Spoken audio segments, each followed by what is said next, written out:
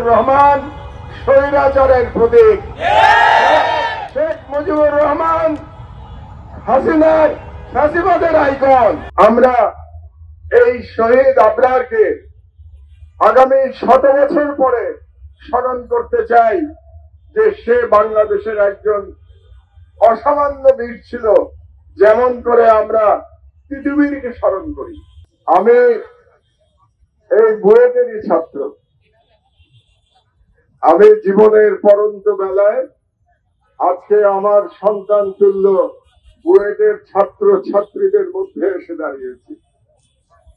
আমার সৌভাগ্য যে শহীদ আবরার ফাহাদ যে হলের ছাত্র ছিলেন, আমি 1977 সাল পর্যন্ত সেই হলেরই ছাত্র ছিলাম।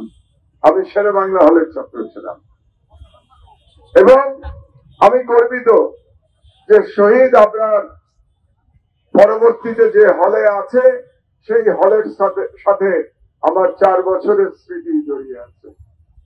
এবং আমি মনে করি ভারতীয় আধিপত্যবাদের বিরুদ্ধে যে লড়াই চলছে আমাদের গত 53 বছর ধরে, সেই লড়াইতে শহীদ আবরারের শাহাদাত বরণ একটি টার্নিং পয়েন্ট, একটি বিশাল টার্নিং পয়েন্ট ছিল, যেটা বাংলাদেশের বিপুল জনগোষ্ঠীকে ভারতের বিরুদ্ধে, ভারতীয় হেজেমনির বিরুদ্ধে একতাবদ্ধ করতে সক্ষম হয়েছিল। আমরা এই শহীদ আবরারকে আগামী 100 বছর পরে স্মরণ করতে চাই যে সে বাংলাদেশের একজন অসামান্য বীর ছিল, যেমন করে আমরা তিতুমীরকে স্মরণ করি। আবরার আমাদের বুয়েটের তিতুমীর, আমাদের যেন এটা মনে রাখি। আমরা তিতুমীর হল তো আমাদের শেরেবাংলা হলের পাশেই, কাজে আবরারকে মনে রাখতে হবে আমাদের এই শতাব্দীর বুয়েটের তিতুমীর হিসেবে। এই কারণে আপনারা অনেকেই জানেন যে গতকাল জেল থেকে বেরিয়ে আমি প্রেস ক্লাবে আমার প্রথম রাজনৈতিক ভিশন সেই বক্তব্য প্রদান করেছি গতকাল। সেখানে আমি 7 দফা দাবি করেছি ডক্টর ইউনূসের সরকারের প্রতি। সেই 7 দফা দাবির মধ্যে অন্যতম দাবি হচ্ছে শহীদ আবরারের নামে বঙ্গবন্ধু অ্যাভিনিউকে নামকরণ করতে হবে। এর নাম করতে হবে শহীদ আবরার অ্যাভিনিউ।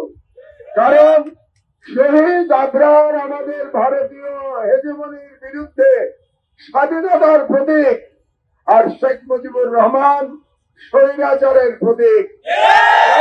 শেখ মুজিবুর রহমান হাসিনার ফ্যাসিবাদের আইকন। কাজেই একজন স্বৈরাচারের প্রতীক, যিনি স্বাধীন বাংলাদেশের প্রথম স্বৈরাচারী শাসক এবং যিনি শেখ হাসিনার ফ্যাসিবাদের প্রতীক, তার নামে কোন রাস্তা থাকতে পারে না, তার নামে কোন স্থাপনা থাকতে পারে না। কাজে আবারও আমি আমার প্রিয় বিশ্ববিদ্যালয়, যেখানে আমার প্রথম বিশ্ববিদ্যালয় লেভেলের পড়াশোনা শুরু হয়েছিল, সেই বুয়েটের সামনে দাঁড়িয়ে আমি দাবি জানাচ্ছি আবারও প্রফেসর ইউনূসের কাছে, আপনি অনতিবিলম্বে বঙ্গবন্ধু অ্যাভিনিউকে শহীদ আবরার অ্যাভিনিউ নামকরণ করুন।